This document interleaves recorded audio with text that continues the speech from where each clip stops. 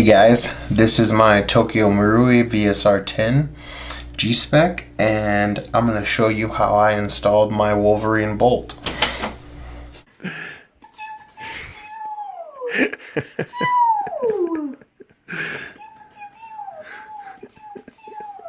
Best gun noises ever. Shut up.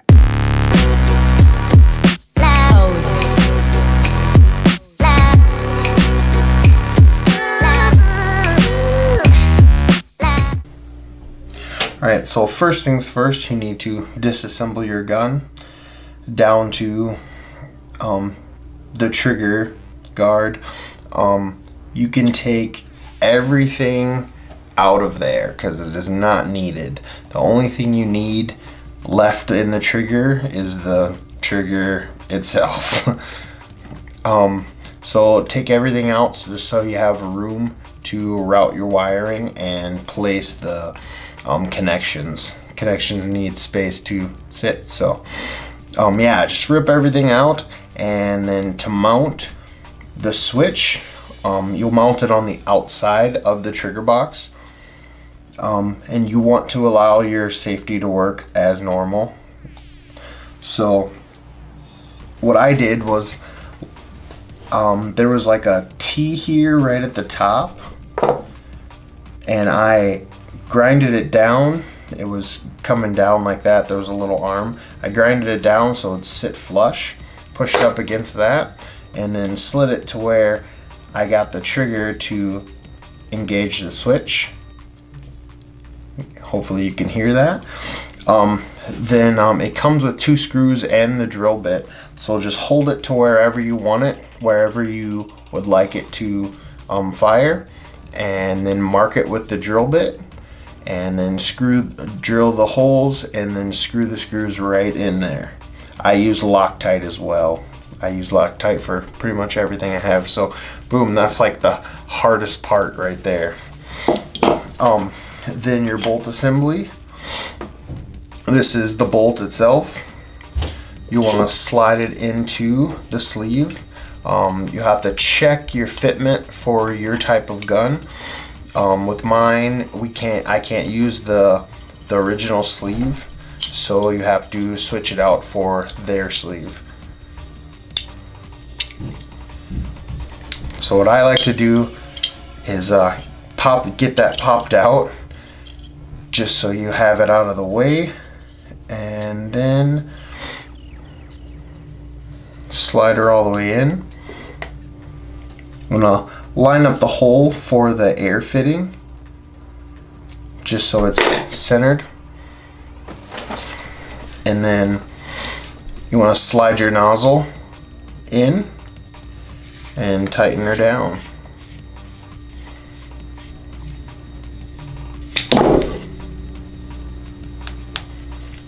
I just use a Allen key that fits in one of the holes, and you wrap it around the side and just give her a good snug fit. Okay, so now you want to slide it in. So you want to fold this up to where it's like halfway springy, just so it pops out of the little hole that you have here. And I guess before that I can show you where I drilled the hole for the air nozzle, the air fitting, should I say. So there was a molding mark here in this circle. I had an A. I'm guessing that's whatever, I don't even know, but I had an A, so I drilled the center of the A, and that lines me up perfect to get into the hop up and sit perfectly every time. So I don't know exactly the measurement, but actually I do have a tape measure. So from the hop up unit itself to where I drilled looks about 6.5 inches.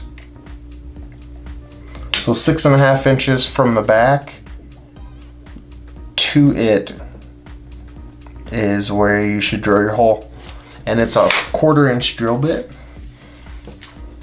and I whittled it out a little bit because this is about 1/4 inch as well, so it gets a little snug when you're trying to screw it in.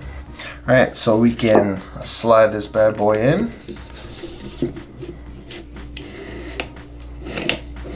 And if we're lucky, it'll pop up just like that. You can pull her out of there. Okay, then you want to line up your air fitting hole and screw her in.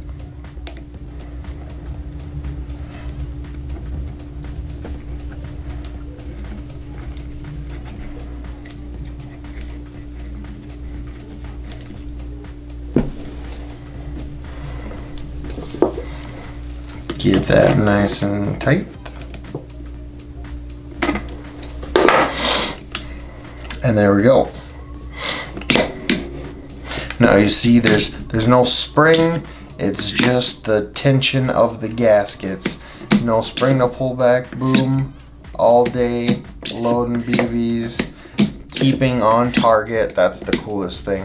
You can keep on target because you don't have this crazy spring to pull back. So that's like my favorite part. That was the selling point of me getting it. Then your battery. So you get a fairly long lead. What I did was ran it through the stock. There's a hole here. There's a hole in the stock that runs into the back, and that's where I ran mine. I drilled a hole in the stock itself and ran the fitting through, and then I have a stock pad on the back with a compartment, so I can house my battery and easily access everything, because I don't want to have to have an airline fitting, have the battery. I have to take off the buttstock every time to change it, even though it lasts for like ever, because there's no FCU or anything. It's just a on-off switch, so it doesn't draw a lot of power. So with this, I mean, it helps out a lot having the butt pad. This is where I house my CO2. You can fit 4 in here. You can fit a lot more if you just throw them in, but I have also my tools and stuff that you keep in there. The Wraith CO2 adapter, it comes with a tool as well to to charge your CO2 system. So it's kind of nice to just pop that off. Sometimes it gets kind of hard to get that on there if you don't have it adjusted perfectly. But yeah, so all my tools fit in there nicely. All right. So after you get that done, then you'll want to connect the solenoid to the switch.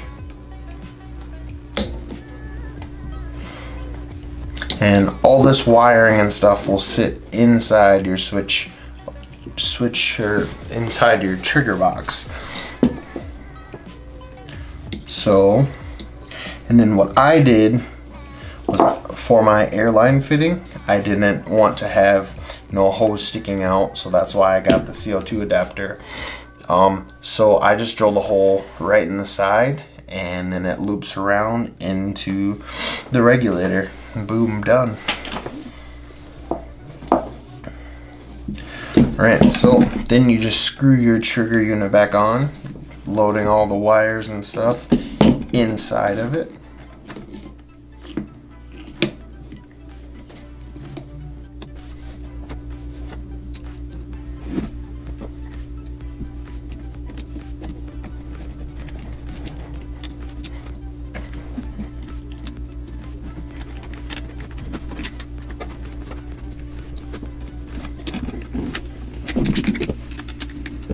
Alright, you put your trigger down.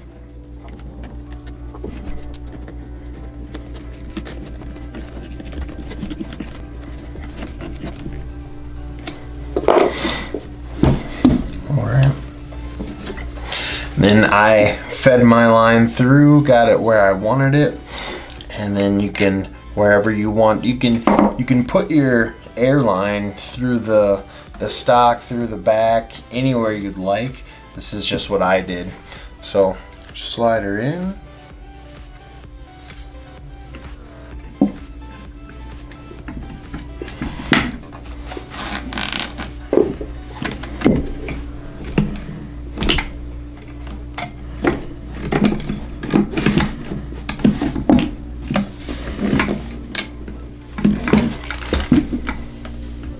And sometimes the battery line gets stuck in there, so you have to push it past.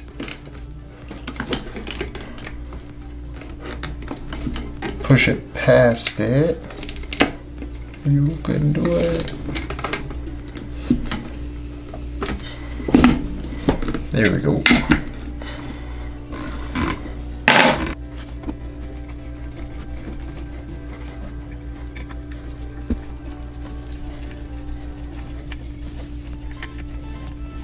Back up. It's a quick connect fitting, so that makes life a lot easier.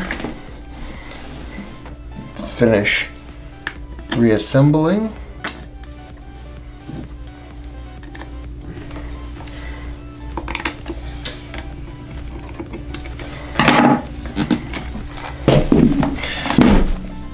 And there we go. You have a fully HPA sniper rifle. And the only thing that fires it is this little click.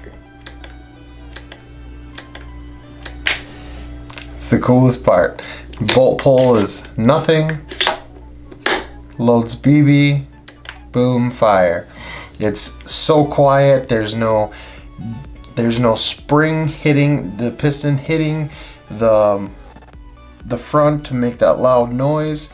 There's no nothing. It's just amazingness. Well, thanks guys for watching my install video. If you liked it, leave a like. If you have a comment, any questions, throw it in the comments. And if you would, subscribe for more fun stuff like this. Thanks guys. See you on the next one.